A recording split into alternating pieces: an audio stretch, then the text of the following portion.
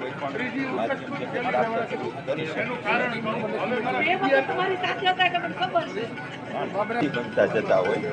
કેટલાક વર્ષ પહેલાં મારી ઘટના એવી બની શાળામાં, મેં અમારા ગ્રામ્ય નહોતો આવતો, ફોન કર્યો કેમ નથી આવતો, વાલી મૂકવાય મૂકીને ગયા તો વિદ્યાર્થીઓ પોતાની પસંદના છોડ પસંદ કરે.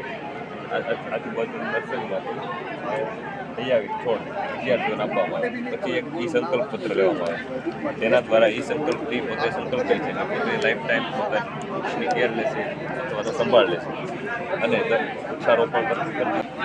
કેમ છો બધા મજામાં? Good morning. Ketan Joshi, Ajmera girls હાઈસ્કૂલમાં અંગ્રેજી વિષયનો શિક્ષક છે અને સાથે સાથે ભાષામાં થોડું ગુજરાતી આપણી માતૃભાષા છે.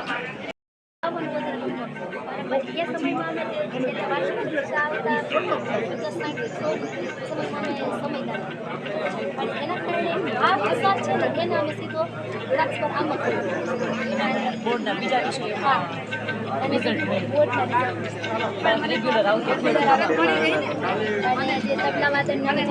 બધી કરાવીએ છીએ એના કારણે ઝોન કક્ષા સુધી તબલાવાદનનો પણ અને 2D 3D આર્ટ કલા ઉત્સવ અમે રેન્કિંગ કરીએ છીએ.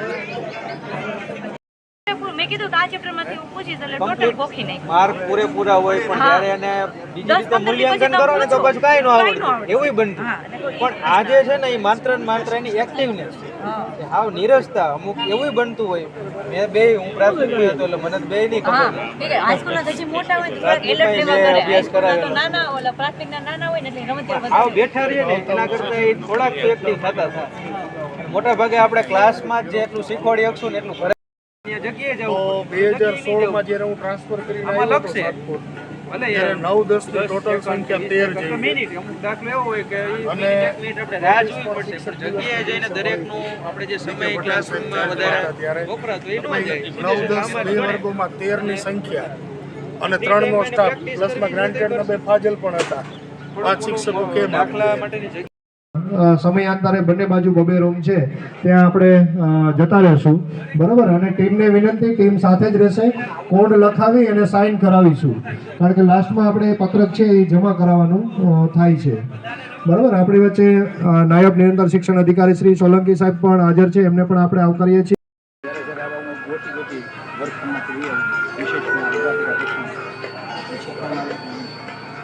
એમાં રહી જે સ્કૂલ છે અને કહું કે સંગીત સુધી તમે આમાં કંઈક આગળ વધશો તો તમારી સ્વરોજગારી ભણવામાં તમે કદાચ 10 કે 12 સુધી કદાચ પહોંચી શકો. તમે એમાં પ્રયત્ન સારા કરી શકો. પછી આવા છોકરાઓને અલગ અલગ એને તૈયાર કરાવવું. હાલો હાલો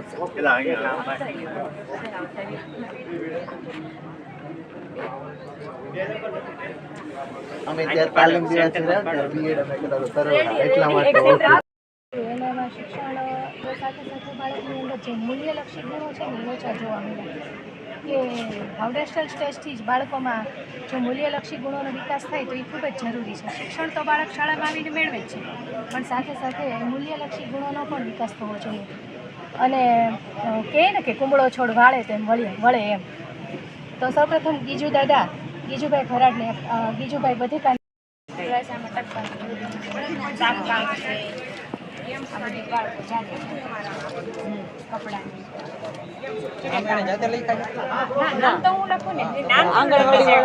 બાળકોના નામ ઓલું ના થાય પછી એવું કહે છે મારું નથી ત્રણ સ્કૂલો છે વાર્તાઓ ઊભી કરીએ છીએ. ચોંડકણી બોલે જાતે વાર્તા કરે. મારી લાલ ચા છે, રંગ છે, એ બધું બોલે છે. પ્રેક્ટિકલી કરાવીએ છીએ.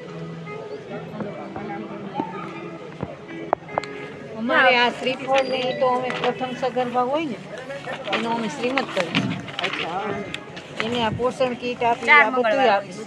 આમાં 4 મંગળવાર આવે. પેલો મંગળવાર સુપોષણનો આવે. સરગવાનો યુઝ કરો તો શું ફાયદા થાય? બધી આપણે બાપ ભજીયામાં આવે. હા, ઈથી મુજબ જ કરાવવાના. જો સામે આવકાર છે ને તો જૂન મહિનામાં વેકેશન ખુલે તો સીધું આવકાર જ બાળક. પહેલાં તો આપણે શાંત રાખીને તેડીને ખોરાક બેસાડીને આવકાર આપીને ત્યારેથી બાળક અમારી પાસે કારણથી બાળક સાવ નાનું હોય એટલે થોડાક સરસ આપ શીખવે. પછી 3 વર્ષ પછી પૂરું થઈ જાય 3 વર્ષનું એને પછી બધી એને થીમ મુજબ અમે પ્રવૃત્તિ આપી બધી. પછી એને આ ગેમ્સમાંથી કરાવ્યા, પછી જ્ઞાનકુંજ કરાવી છે, પછી આમાંથી કરાય, પછી આમાં બધા આકાર આપ્યા હોય એ આકારે બાળક કરતા શીખે. ભારત સરકારના શિક્ષણ મંત્રાલય એજ્યુકેશન દ્વારા school innovation council program launch કરવામાં આવ્યો છે. અને સ્કૂલ ઇનોવેશન કાઉન્સિલ પ્રોગ્રામ અંતર્ગત આપની શાળાનું રજિસ્ટ્રેશન SIC.MIC.gov.in પર કરવા વિનંતી કરીએ છીએ, સાથે હેલ્પ અને આ કાર્યક્રમ અંતર્ગત આપણે સ્કૂલ ઇનોવેશન કાઉન્સિલમાં આઈડિયેશન, ઇનોવેશન, એન્ટરપ્રિનરશિપ અને પ્રમોટ કરવા માટે આ પ્રોગ્રામ ભારત સરકારના મિનિસ્ટર શિક્ષણ મંત્રાલયના ઇનોવેશન કાઉન્સિલ જે છે, સ્કૂલ ઇનોવેશન કાઉન્સિલ SIC તરીકે જેને આપણે ઓળખીએ છીએ, એમાં આપણા